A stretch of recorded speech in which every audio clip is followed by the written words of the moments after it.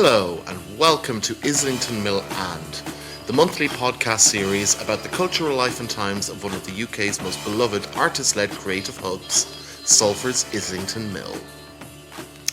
I am your host, The Nihilist, and off the top of this episode I'm going to say that this month has been pretty crazy. There's been a lot going on, been very busy. Haven't managed to actually nail down the interview that I was planning to do for this month, but that's fine because thankfully I have one in the back pocket, and that's what's going up on this month's podcast. In January, the performance artist SHREK666, aka Damon Cleland, was artist in residence at Islington Mill, and I took the chance to sit down with him and talk about stuff. Mostly though, our conversation centred around the city of Glasgow, which, if you don't know, before I moved to Manchester in 2010, I lived for a very long time in the city of Glasgow. It's where I moved to from my home in Ireland and where I first started living in the UK, where I did a lot of growing up, where I discovered my sexuality, where I learned so much about music. I was able to actually tap into the world of music that I could only read about in the music press in my home in Ireland, and Glasgow was a very special, important and formative place for me. So Damon, who is Scottish themselves, although not originally from Glasgow, they're a Chukter from somewhere up north, I believe, but they have also been living in Glasgow for a long time, and I wanted to chat to them about what life is like as a queer living in Glasgow now. We also talk about other cities and queer living in other cities such as Berlin and London, and also talk about Damon's work as a performer and what they do and all that kind of nice stuff. But just to key you in from the top of the episode what this episode is about and where it's going to go. And also I'd like to point out that I originally recorded this episode in January to tie in with the Tranuary episode of Islington Mill and, which I put out at the end of January. You can find that in the archive wherever you're listening to this podcast on. Go onto that page, flick back a couple of months to January, and you'll find the Tranuary Islington Mill and episode. However, I decided in the end not to use Damon's input into that episode and actually keep it back for an entire episode all of its own. And it's pretty epic, this episode, I will say. It goes on for over an hour.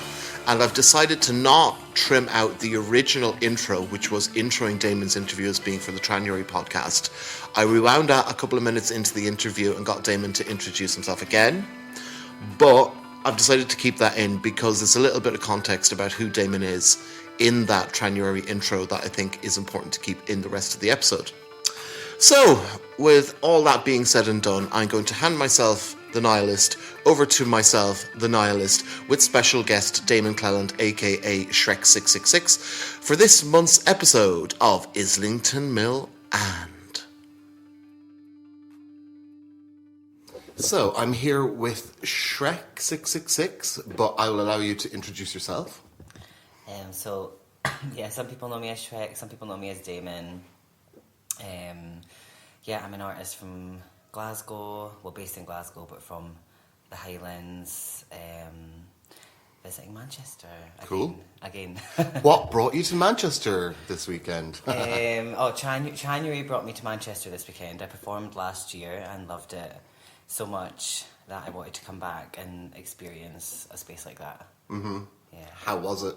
It was great. Yeah. Yeah, it was really good. The show, the cabaret was amazing. Probably the best cabaret I've seen in the UK, to be honest. Wow, cool. You're a cabaret performer yourself, aren't you? Yeah, I am, yeah.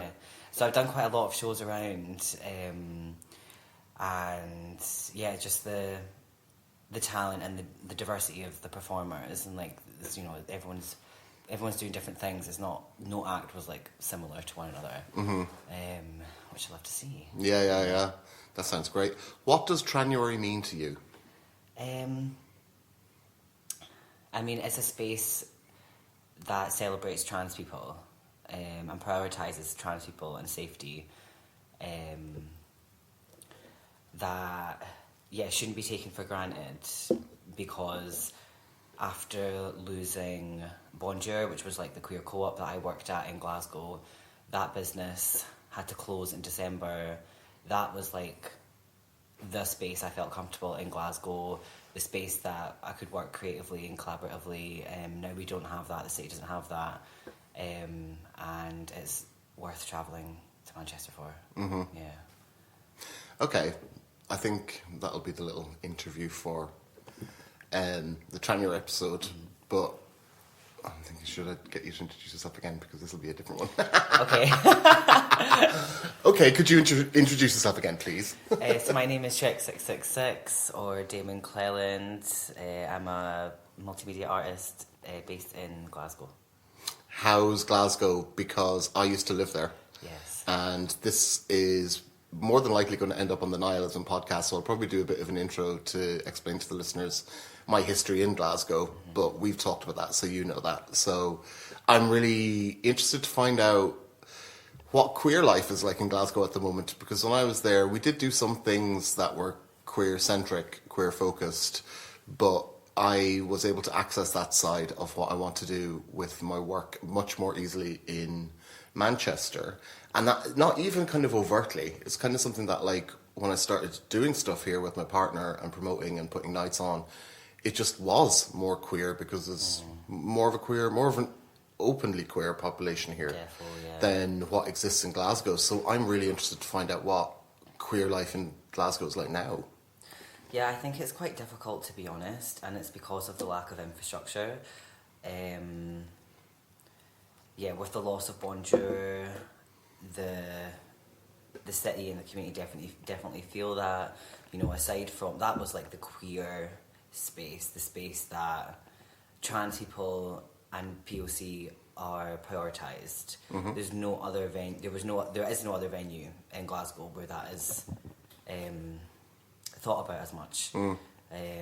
So can I ask, how did Bonjour come about? That wasn't there when I was in Glasgow. Yeah, so the business was open for 2 years. I was not involved with the team directly who started the project. I was involved in conversations, and especially safeguarding conversations, like at the beginning, because I also done a kink night. Okay. So it was a co-op, queer co-op, workers co-op, and the co-op board changed a lot during the time.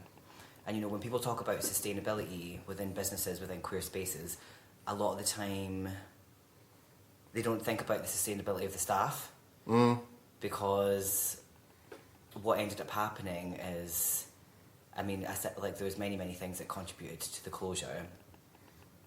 But what happened there?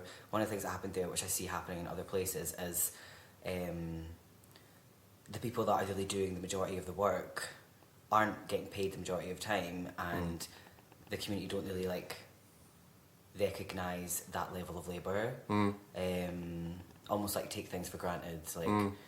There are people that came on the last weekend who have never been before, who always go to Polo or AXM. Were they there when you were there? Yeah, Polo and AXM, just to clarify for the listeners, are the kind of very kind of mainstream gay. I'd say, well, certainly when I was there, they were more gay than gay. Queer. Yeah, yeah, it's gay. Yeah, so people might have heard of the Polo Lounge. That's quite a big venue in Merchant City in Glasgow, and that was always the kind of flagship gay venue in Glasgow. But to be honest with you, I never went there.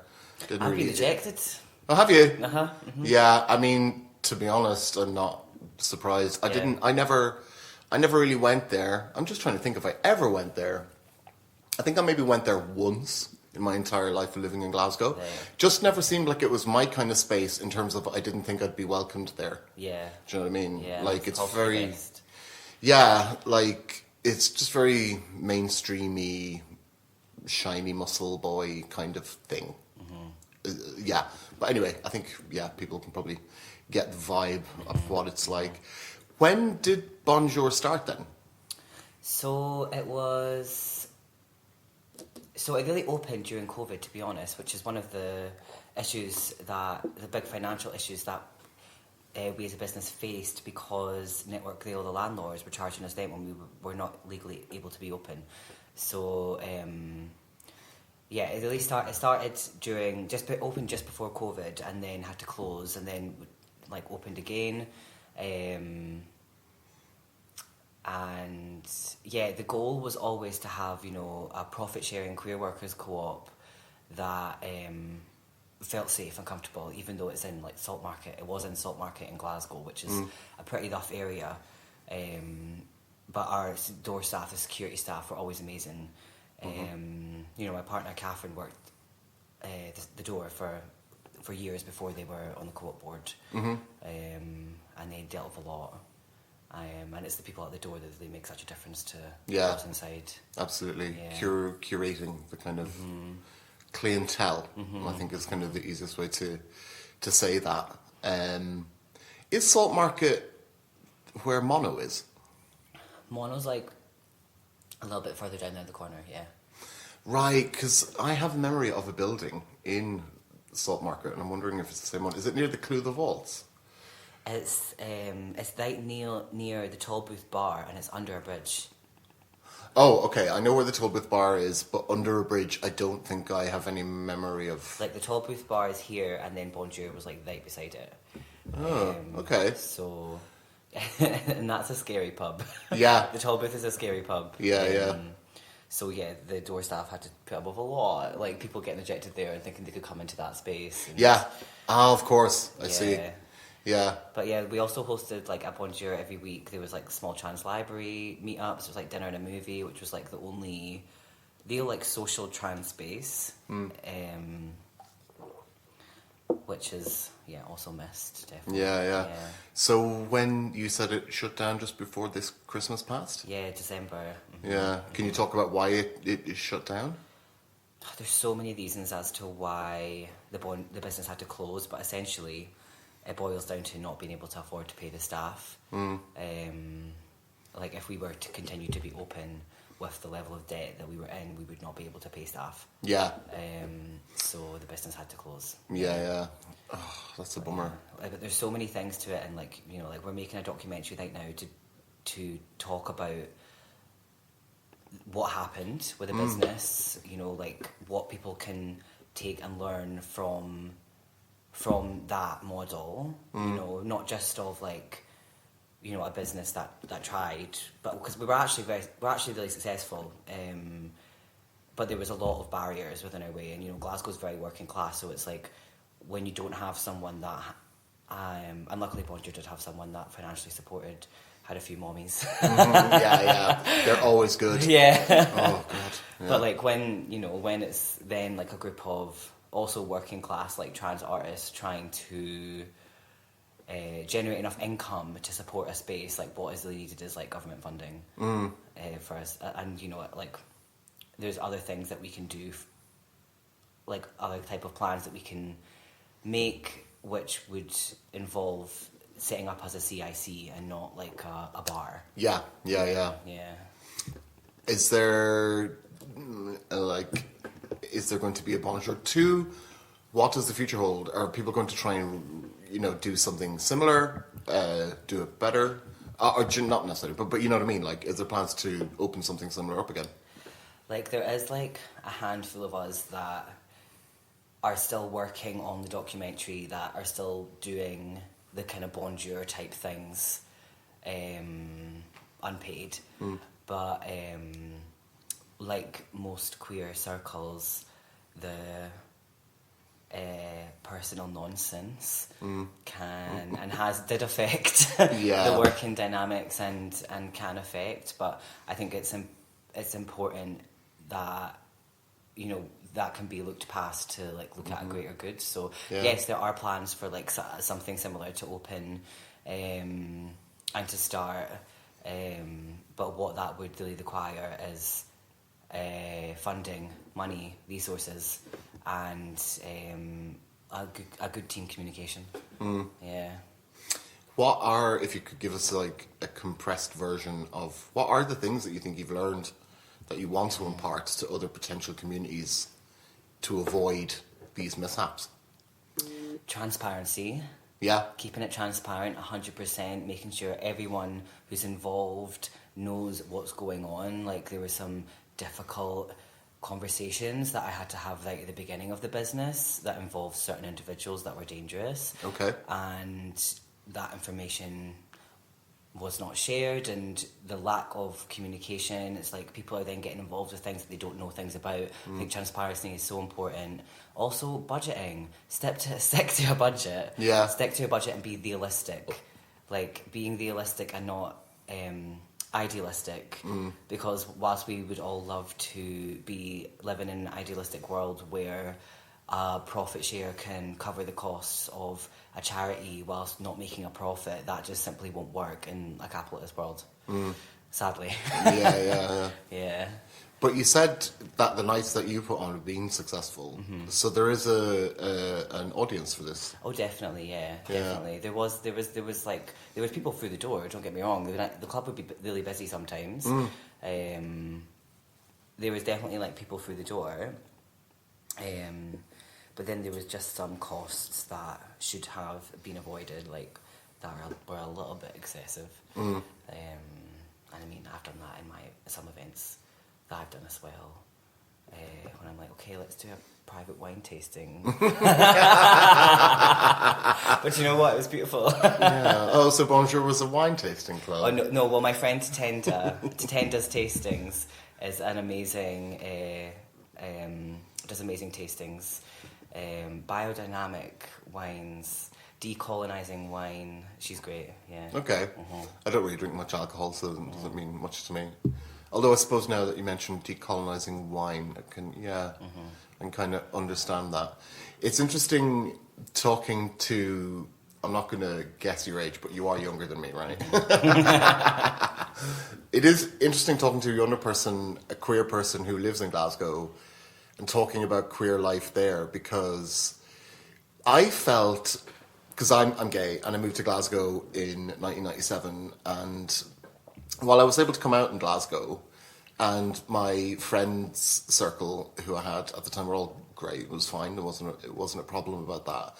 It was kind of like, it was lacking in terms of the public life of queerness in Glasgow, even though a lot of the other things that are kind of, have a Venn diagram that crosses over with queerness, like music, DIY culture, to a certain extent being working class, although that's possibly changed now.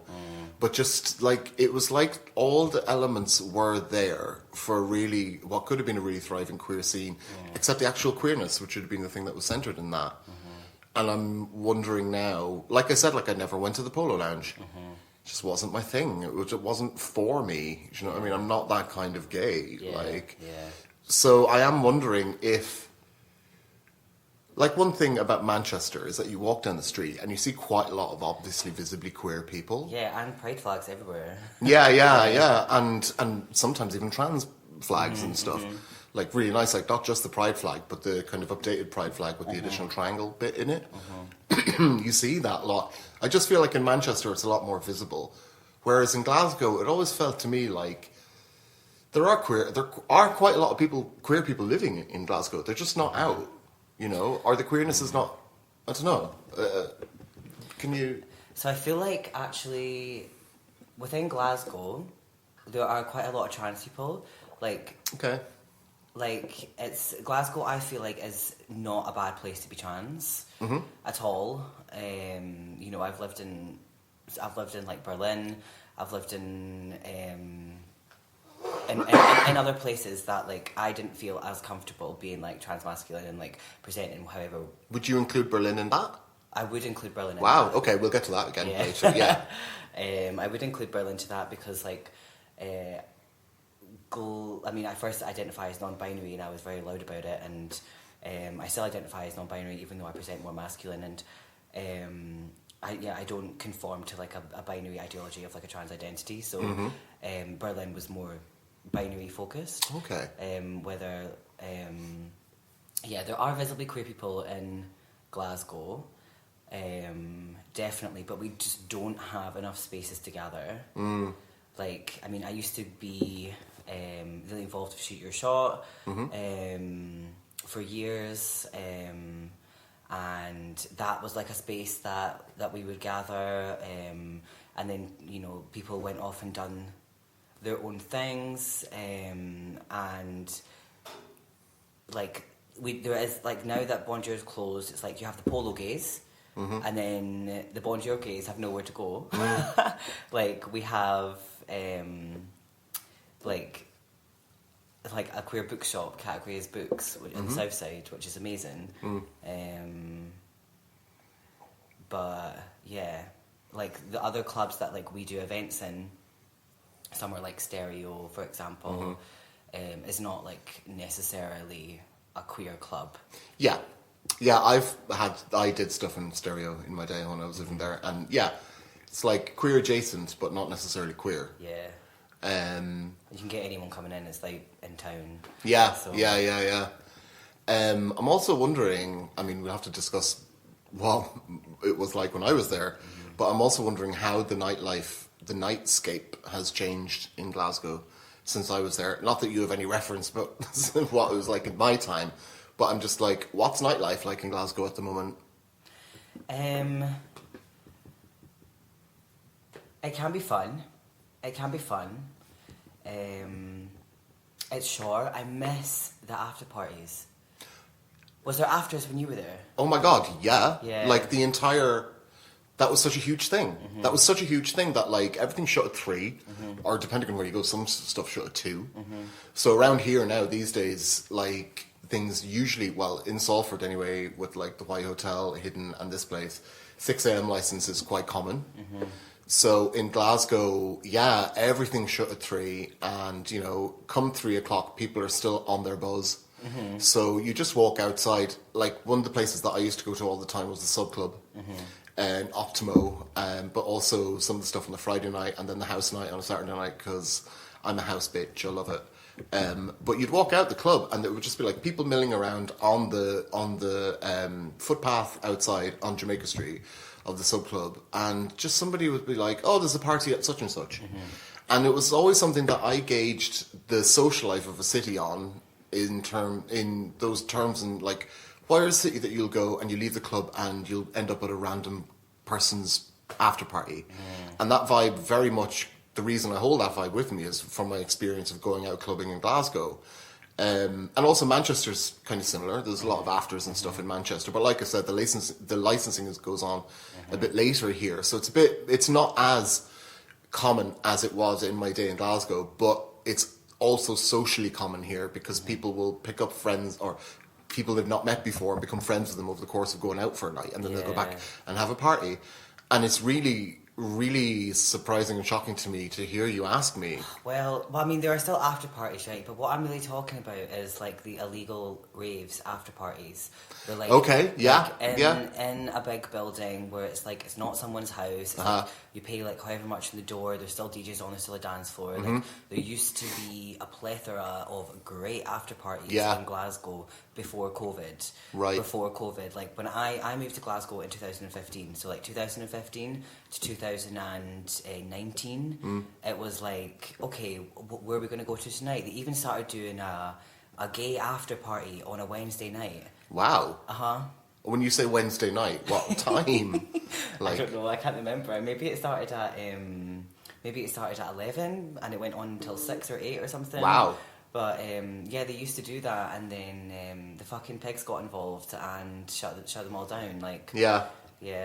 That's really cool to hear that there was a queer one specifically. Well, there was a few actually. There was Weird Warehouse, which you know, I worked doing certain things for at times, also like performing or like again other arts liaison, things like that. And that was amazing. That was like the best one. And then, and even when there would be other straight parties on, the police would show up at that party. Yeah.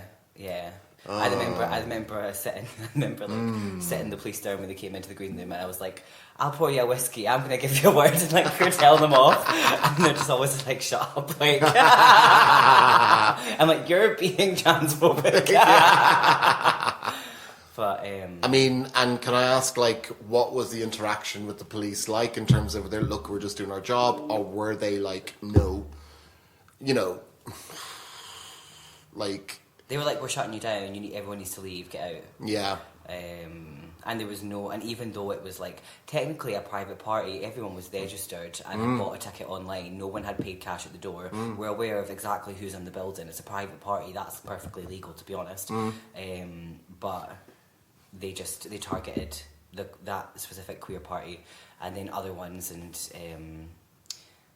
so that's a shame, and those things aren't like, that's not really happening anymore. So we have, at the moment, the parties that I would go to is Pony Boy, which my two friends done. They're like a couple. One of them's a hairstylist, that's Reese, and then Dill does a lot of the like curation and things like that. And these are big collaborative events that are like a spectacle.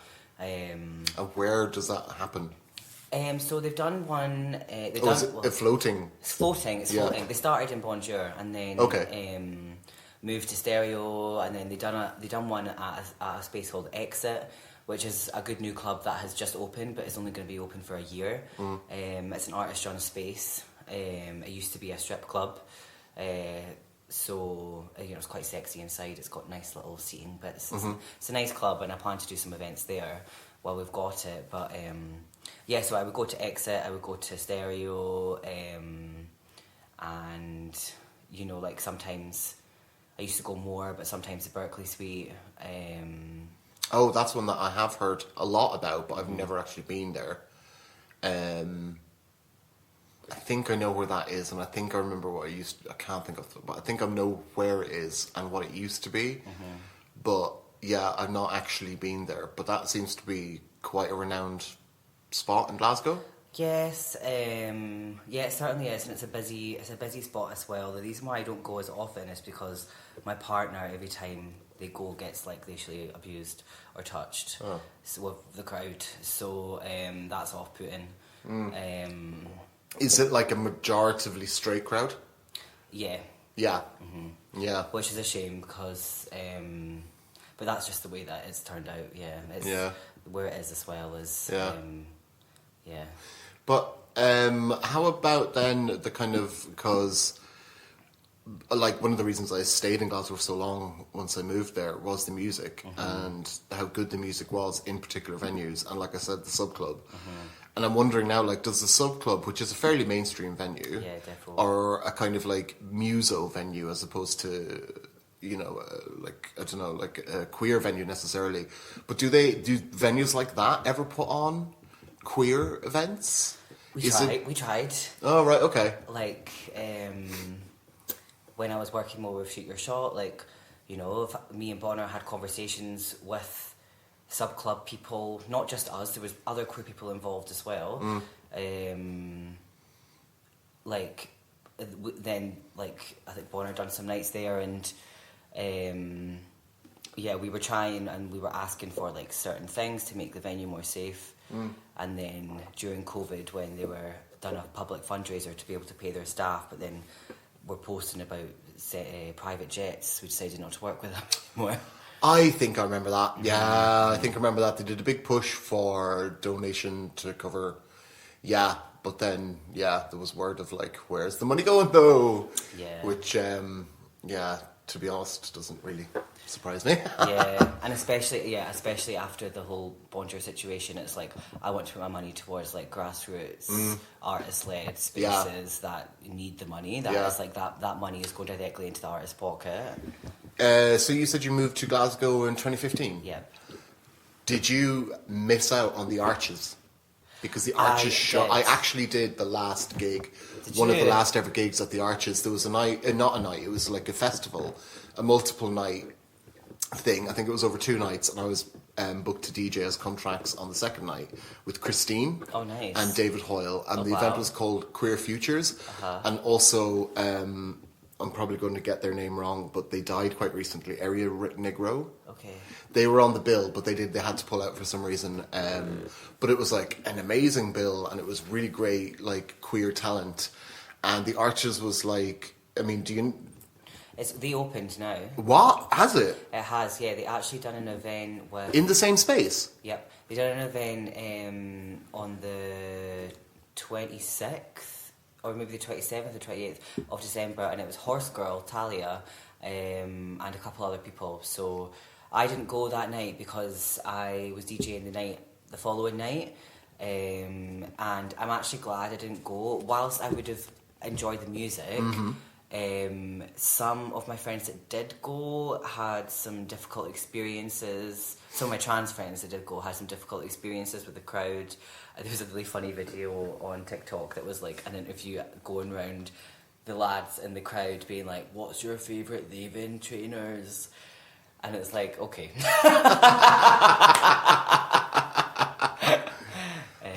So it's the Opened, yeah. Yeah, that's really interesting because I don't know how, if it's like privately run now, but like I'm sure that when it was open, I think it was 2015 when it shut, so I don't know, that era it opened in 1999 actually when I was there, and so it went through to 2015, so that 16-year period.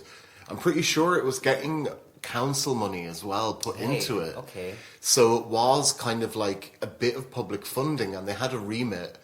As far as I can remember and understand, they did have a remit for putting a certain amount of different, centering different kind of minority cultures in their programming lineup, from what I remember of it. And like I said, like I did this thing called Queer Futures. I had Christine and David Hoyle and Aria Negro, even though they didn't actually make it to the gig. It was like an amazing lineup and stuff. And also before I did that, in about 10 years previous to that, I was involved in a party that used to happen there called Death's Disco. Okay. And that was kind of very post-Optimo, taking the kind of Optimo vibe and making it a bit more accessible and a bit more mainstream in a much bigger space, because the Arches is like a huge space compared to these small clubs. It's in these railway arches, and that was very, very queer adjacent in terms of some of the people who worked there were queer. The aesthetic was very queer adjacent. Do you know what I mean when I say queer adjacent? It's not necessarily like how we perceive queer to be now, but it's kind of gay culture broadening a bit, and it's more than just pretty muscle boys. There's like something else going on, and the first, and kind of like little specks of like drag and trans going into that mix. So, you know, from my memory and history of going to the Arches, that was depending on which night you went, because then there would be like big happy hardcore nights there, which like you wouldn't go to that if you were like visibly queer. Really? You know, well, the queers love the fast music now. It was different back then. So we're talking like 20 years ago, and back then it didn't have the connotations of that music. Back then it was much more like, not to make a judgment about anybody who enjoys that music now's class, but back then it was very strictly working class. Like it was just like, that just was the audience. That was just the people who were into it, and it was very kind of normative working class as well. Like, I don't know, I mean, I say that and I think back now, and I had like a friend of mine, one of my close friends when I went to uni, was very queer presenting for that period as well, like, because back then not that many people looked overtly queer. Do you know what I mean? But my friend Nick was total, like, he was a gabber punk. Nice. So he was like, he had that look going on, and like, you know, he would probably say he was like pan or whatever, like, even though he's, you know, mostly straight really, but like didn't have anything against that. And he would go a lot to like gabber stuff and stuff like that. So Gabber's so huge in Glasgow right now. That's really interesting. Gabber, donk, hardcore, and like 160 BPM. Yeah, and up. And up. Oh, 160 is the chill stuff. Like. Yeah, literally. Yeah, like 230. yeah. But that's like, queers are going to that. Oh, it's the queers that are putting on the events. Oh wow, cool. Yeah. Like in stereo, there's an event called Fast Music in Glasgow, which fast music. Fast music with a K at the end. Okay. That's done by queers. And the music is fast, and like I'm neurodivergent and can get quite like overstimulated quite quickly. So like I can't really go to an event that's like all 180 BPM or above in every room, because I just end up like wanting to leave. It's just like too much for me. If there's like a chill out space, then absolutely I would enjoy it, because I do love fast music as well. Yeah. But some people would say that that's not your neurodivergence, that's just your taste. Tea. But I know what you mean though. I know what you mean. Like, I've been to stuff where it's like, when it's the same thing in every room, it's just like, Oh, you could have put something different in somewhere, just for a little break for your ears, like. Yeah. But that's really cool though. That like that's out there. That's still out there, and it's very much populated by queers. It was when I were a lad. It was like a Wednesday night at oh my god, what was it called? It was a real meat market mainstream disco kind of place. But on a Wednesday night, I think they put on something they called Bonkers, and Bonkers was the name of the CDs of happy hardcore that were going around in the 90s, and all like DJ SS, I think that's the name. Anyway, all that stuff. Oh, Our Chaos, that was the name of the place. It's probably... Where was that? Where was that? It was... I feel like it was not too far from Queen Street Station. Maybe if you were outside... Like, Queen Street Station's at the top of the hill looking down. So if you left Queen Street Station and went a bit down the hill, it was down one of those side streets. Okay. But it was a really big thing. It had 3 floors. Wow. Over 3 rooms. And they would do midweek happy hardcore stuff. But it was like fluffy bras. Okay. And that kind of thing. Okay. And like neon glow sticks. And like back then, that sort of stuff was seen as being quite tacky. It was like what that referenced wasn't cool at all. It was very kind of like, not cool. And while, my mate was, I think, thinking back now, I think Nick got away with going to Gabber things because he was so punk presenting. It wasn't to do with any kind of queerness. It was more to do with the fact that he looked like a skinhead, like a punk. So I guess he was displaying divergence in his look, but I think it was maybe acceptable in those scenes because it was coming from a place that they understood. Whereas I think if you went to one of those things as, a queer person, I don't know. If it was me, I wouldn't feel safe. Wouldn't necessarily feel safe. And maybe that's just my own preconceptions. But it's just interesting to hear that, like, that music is back now and it's a very queer music. Yeah, like my friend Shauna, her DJ name is Miss Cabbage, and she's been popping off in Glasgow, getting gigs around the UK as well, which is good. And she, she's a great DJ and she plays fast. And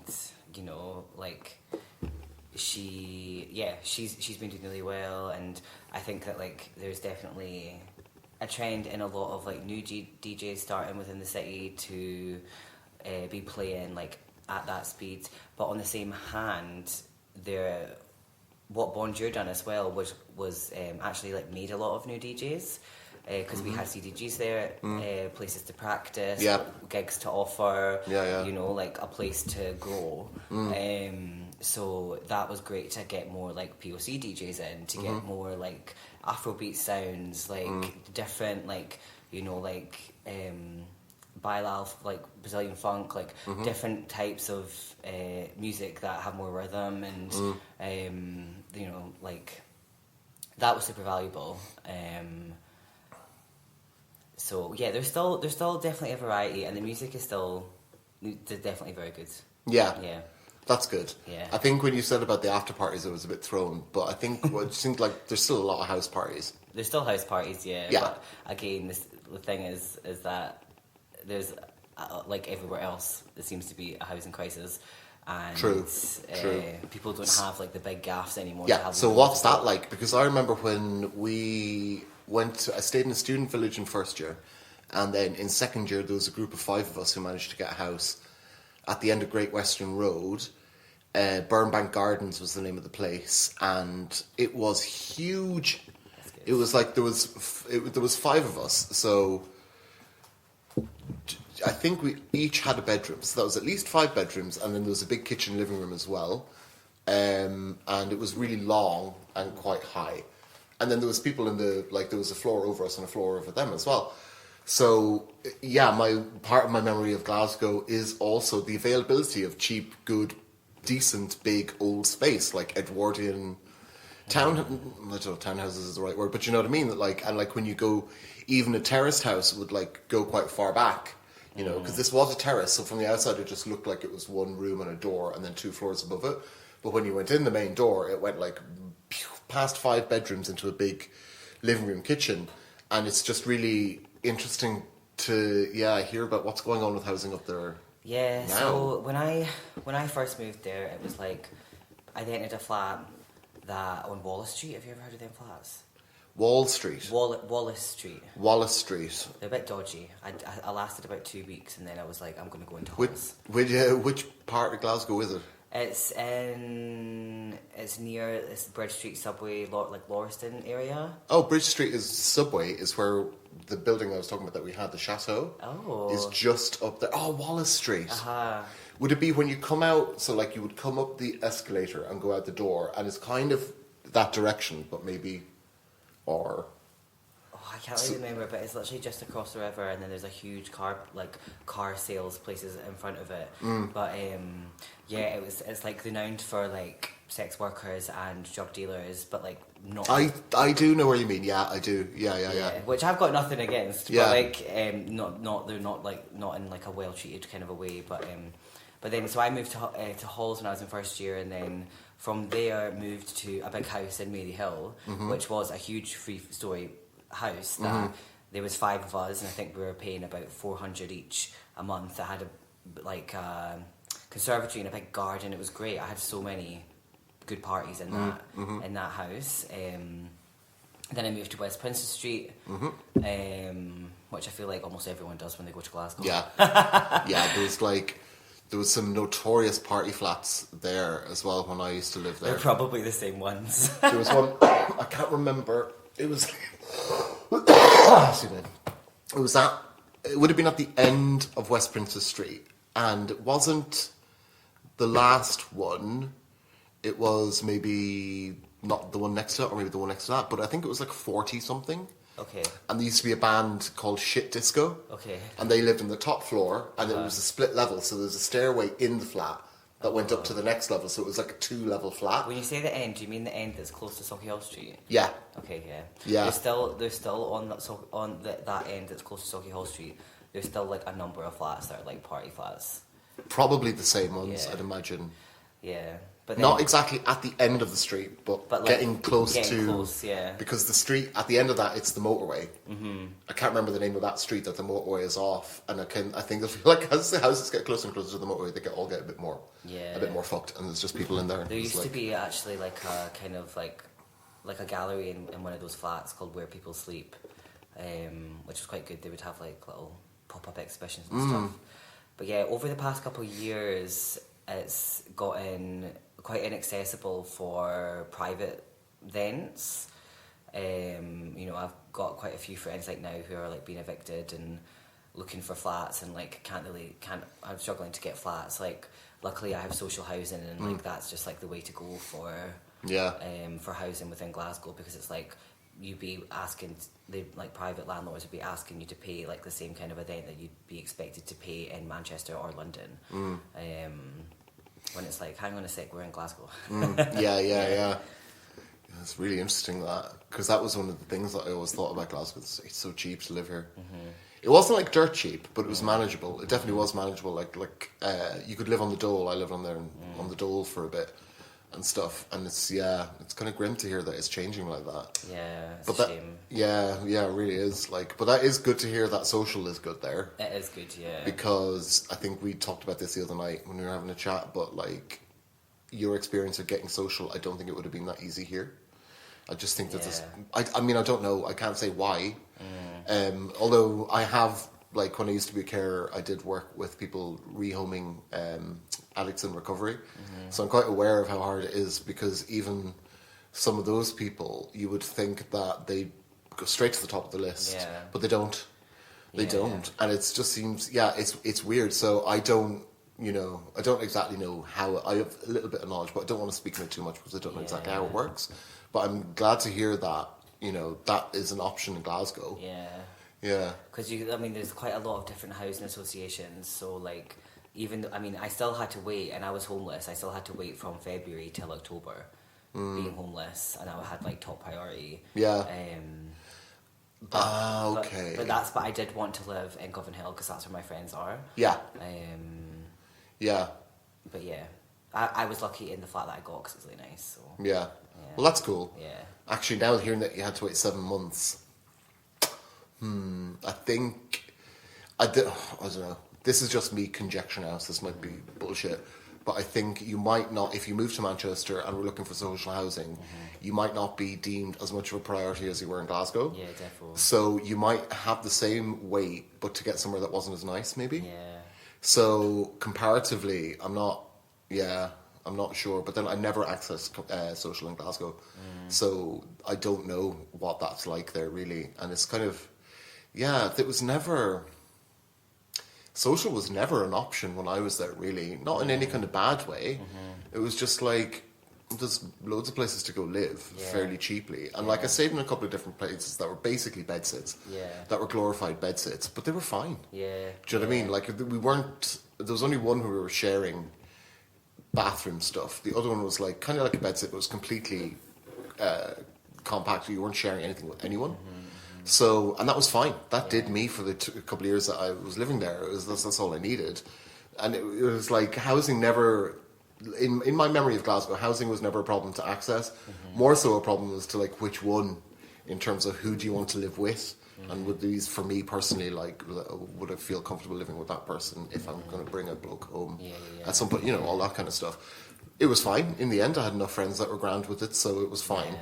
But not the actual accessibility of a house. Yeah. It was more the stuff around it. Do you know what I mean? Yeah, it's difficult because, like, when I did go to Berlin, I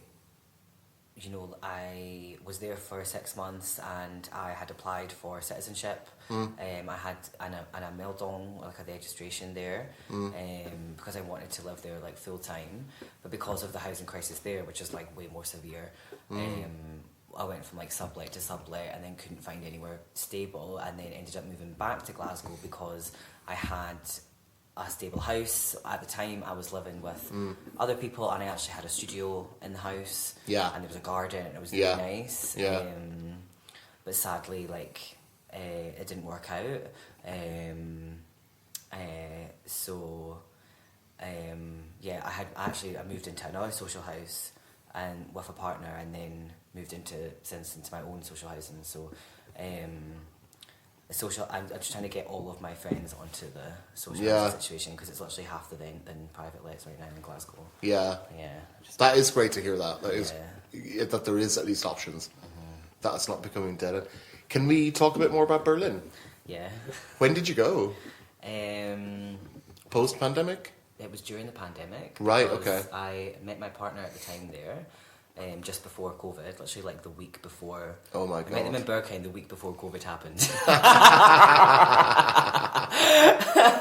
Wow! And we were in the club. Everyone was in the club, like, oh, people are talking about this like COVID-19 thing, like, And then we're like, oh, fuck that, like. We had an event booked at the end of, I can't remember the exact date, but when they officially brought lockdown into the UK, they said something at the very start. They were going to trial this for 2 weeks and see how it goes. And we were like, well, our night is in 3 weeks, so we'll just wait till this be over and then we'll just start promoting it again. And have people coming out, we're like, yeah. And it was like, no, it lasted for best part of a year. Yeah. Well, actually, was it different in Scotland? Because in the UK, they tried the second lockdown at Halloween. They kind of did, but most people by that time were just like over it and not really, especially in this city where, and Glasgow is a bit similar, where I feel like they don't always necessarily uphold to the law of the land. They just do their own thing. No, I think that people in Scotland took it really seriously. Really? Yeah, and the queers were like policing each other a lot, and it did feel like really intense, like to the point where I would go on a walk, like I started testosterone. I started transitioning, my medical transition during COVID as well. So it was like literally at a point where like the rules had been relaxed. You can go see people in. Yeah, you had a lot going on. Yeah, I had a lot going on. You can go and like see people in their gardens, and I like went to see a friend in the garden, and then came home, and like the people that I was living with were like, do you not feel guilty about your actions? Like a lot of like shame being projected onto me, and it's like I'm actually still sticking within the rules. Yeah. And it was actually just all too much and isolating in Glasgow, because like I didn't have the like same like queer circles or like collaborative circles. Like everyone was just like really inward. So when I had the opportunity to move to Berlin during that period, I absolutely took it, and it was so different there. it was so different there, and like, you know, all of my friends in Glasgow were like didn't want to like meet up for a distanced walk. Meanwhile, like I'm in an open air club like dancing to Honey Dijon. Yeah. So it's like Yeah. So it was it was a bit more lax in Berlin. It was a bit more. It was a bit more lax, yeah. Like open air clubs were a thing then. Like you can go to like an outside space. Yeah. The inside clubs were not. Although it was lax at certain stages, there was also stages where like if you were found to be gathering more than like 5 or 7 people, then like you would get like an X amount fine that was like crazy high from the German government. Right. Okay. Yeah. But that never happened. I was just kind of like enjoying the city, enjoying the like opportunities I could to dance and like yeah. But it didn't. You couldn't find somewhere to live. I found a couple different places. Essentially, when I had moved there, I had moved into a flat that my partner at the time was living in, which was this huge flat in Nycom that had, I think it was 5 bedrooms. Wow. And a big kitchen, and the rooms were huge.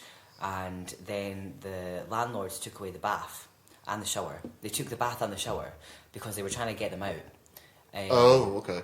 And they then since have turned that flat into 5 one-bedroom flats. Yeah. So it was really disappointing. So then I just went to sublet, and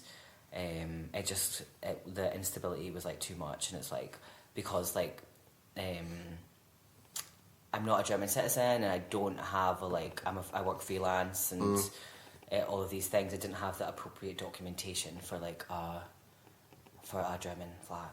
Yeah. I remember like, for when it comes to lockdown again, when you're talking about like open air clubs, that I wouldn't say club, but there were a couple of venues. There was one that my partner was involved in at the time called Freight Island, which happened, luckily enough, to have half of it was outdoor. So in the summer of 2020, they were able to conform very easily to like the what you call it, stay away from me, that kind of social distancing. The distancing. They were able to like conform to the distancing protocols very well. So there was like, for us, it was a weird kind of, and like I'm Irish and I was in touch with my family in Ireland, and the lockdown in Ireland was severe. Yeah. There was a 5 kilometre radius. You couldn't go beyond a 5 kilometre radius, which seems mad to me. Yeah. Like, but at the same time, it's like, it's the context of what does that society want and what do they do, and they all did it because they wanted it.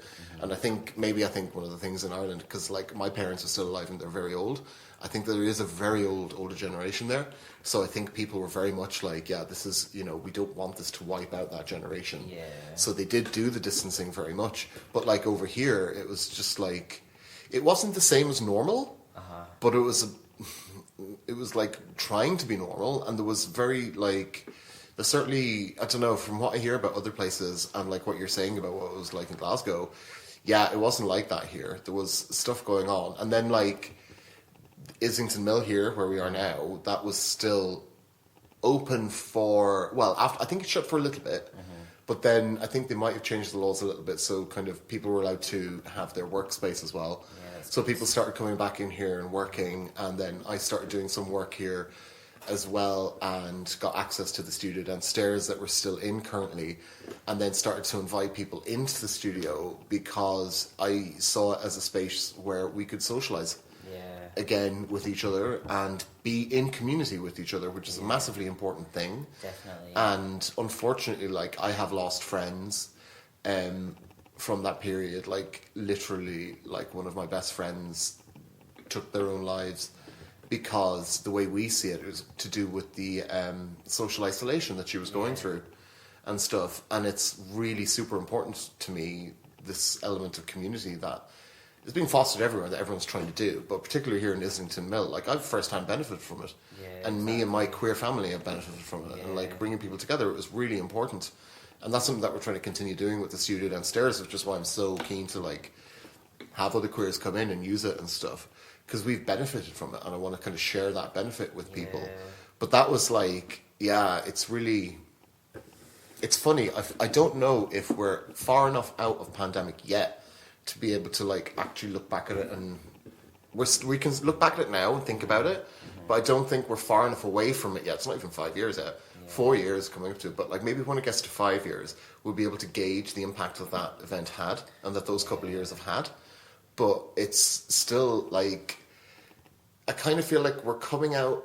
It ended, and then everything went back to quote unquote normal, and people are trying to celebrate. And oh yeah, life is good again. We can do all these things.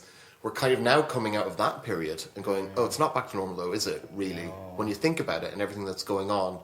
We're not really back to normal, and probably will never go back to what it was like pre-pandemic.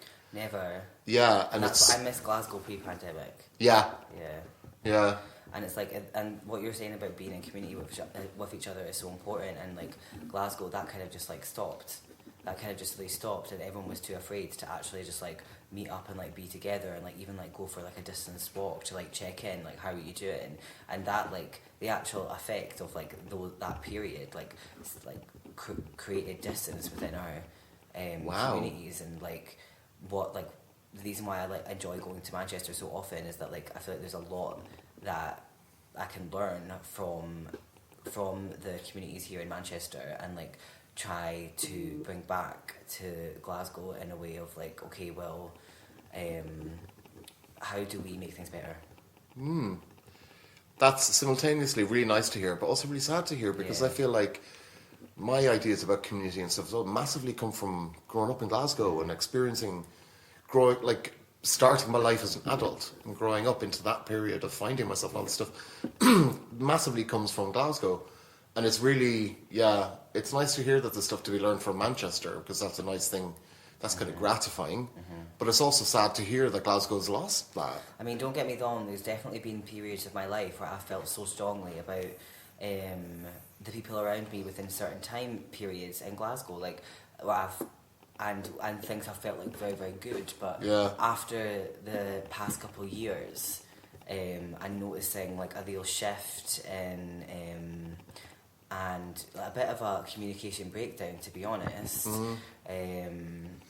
where people aren't actually like communicating. A lot of people aren't actually communicating like how they truly feel about one another, but more so like talking about each other, which is like that's never going to be helpful. That's just going to cause like tension, and you know that's not gonna help. One thing I did think about Glasgow, which I think it's less so here, but my experience of Glasgow as somebody who's not a British citizen and who moved there to study, is that I found it quite transient as well.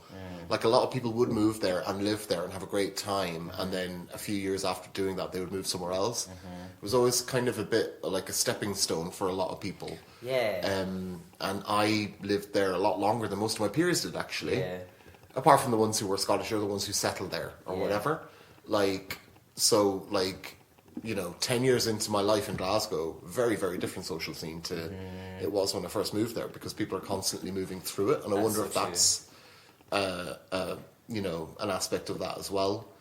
I definitely think so. I definitely think so. It's like the people who are in Glasgow changes quite often. Like, not that many people do stay, and I think it is because of the lack of infrastructure, because of the lack of physical space that we have to commune in.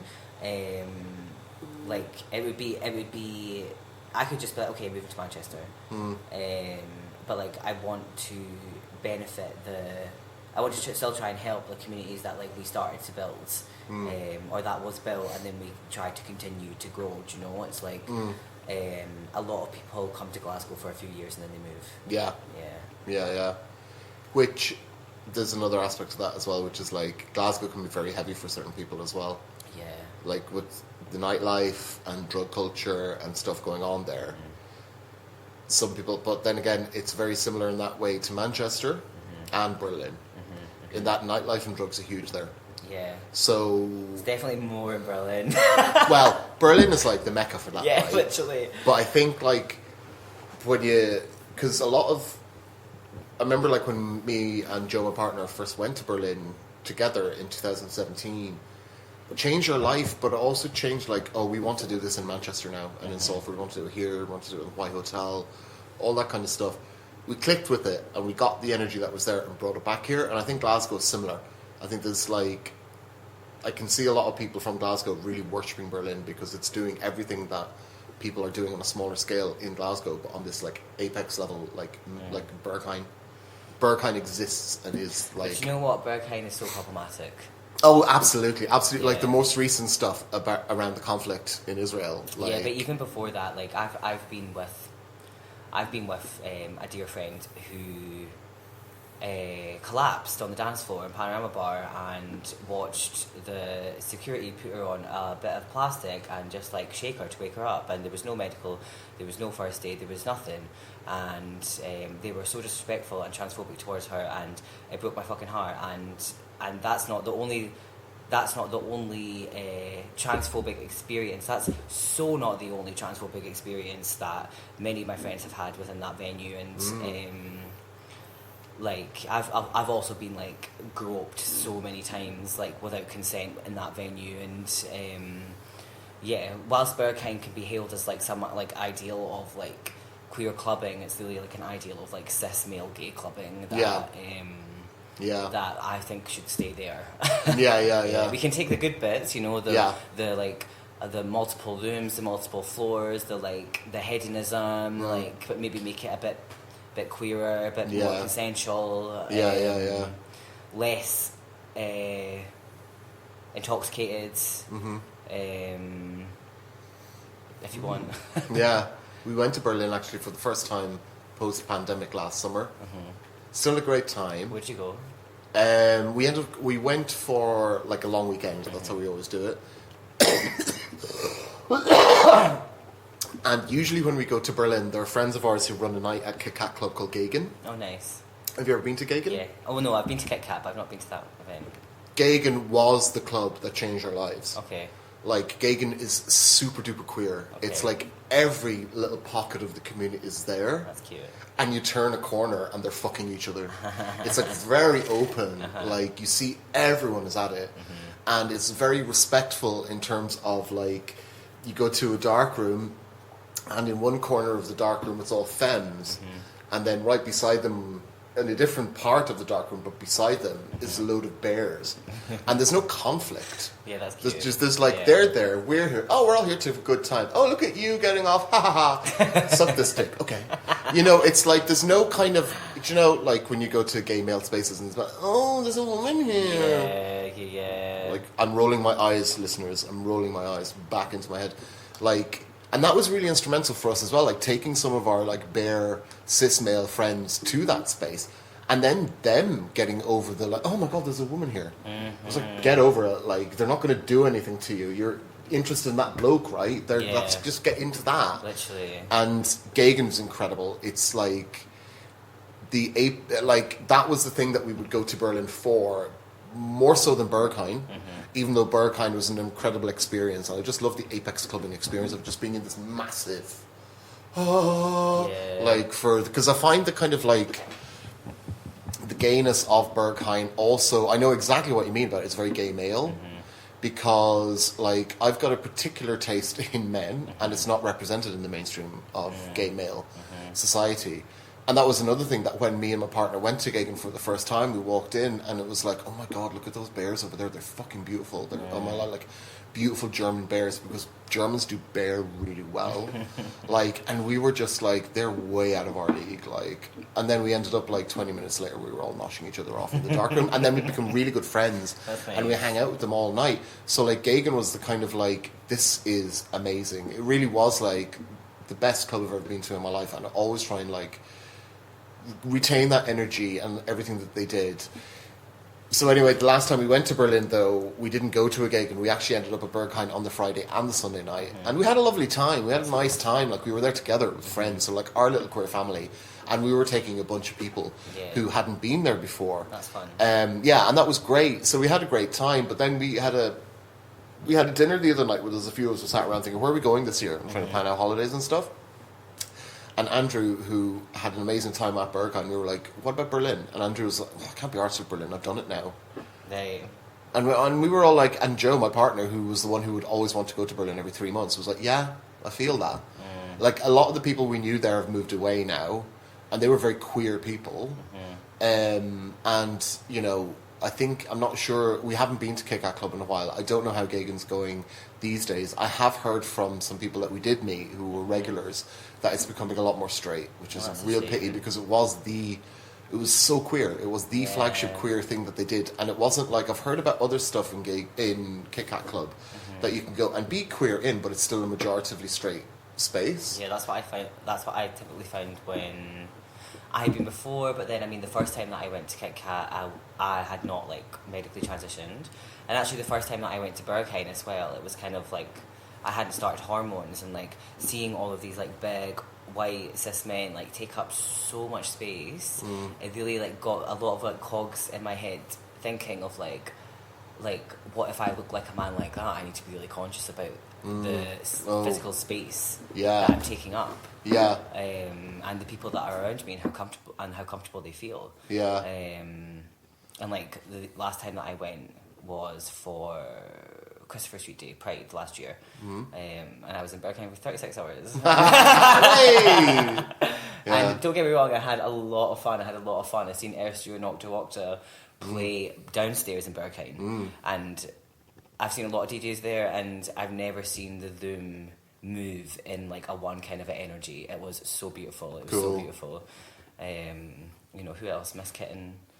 I know that. I know that name. Yeah. And then I remember Cormac playing upstairs as well. Like, there were so many good DJs that it was amazing.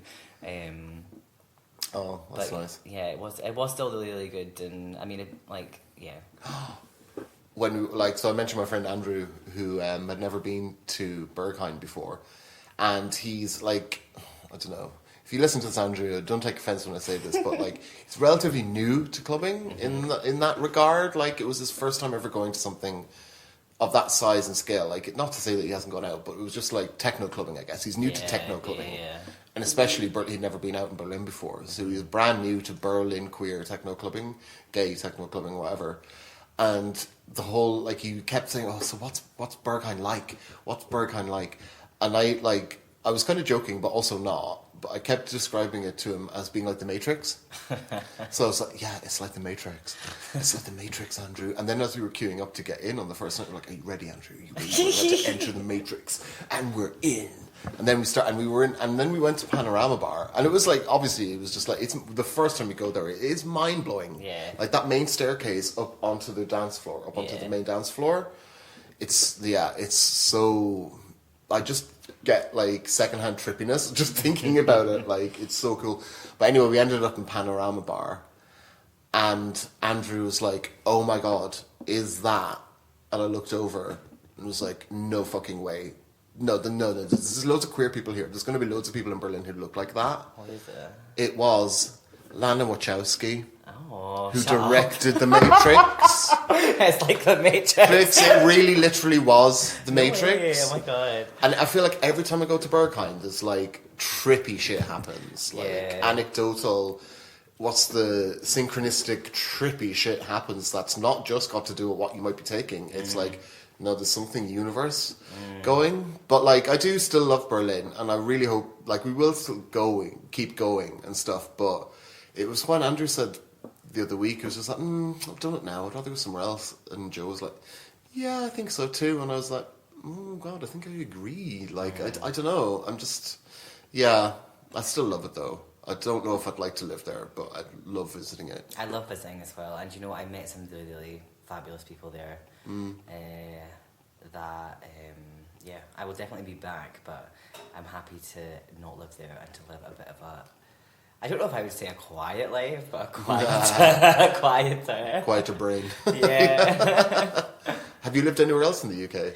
I'm from Fort William, which is like a tiny rural town, so I'm like not from the city. But have you lived in any of the cities? Yeah, I mean, I've lived in Inverness, which I don't know if you could really qualify as a city, but it technically is a city. I lived there for 2 years before I moved to Glasgow, and then I do travel quite a lot, and spend weekends or a few weeks in different cities.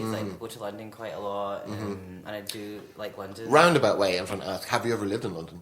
Oh, I've not lived in London. No, I've not lived in London. And Do you think you would? Do you think you could? I would and could if I got a well-paying job there. Yeah. Do you know? Yeah. If it was 2019, then maybe I would have moved there. Yeah. Because I was getting a lot of gigs there, and I was Right. really enjoying like the scene there and stuff. But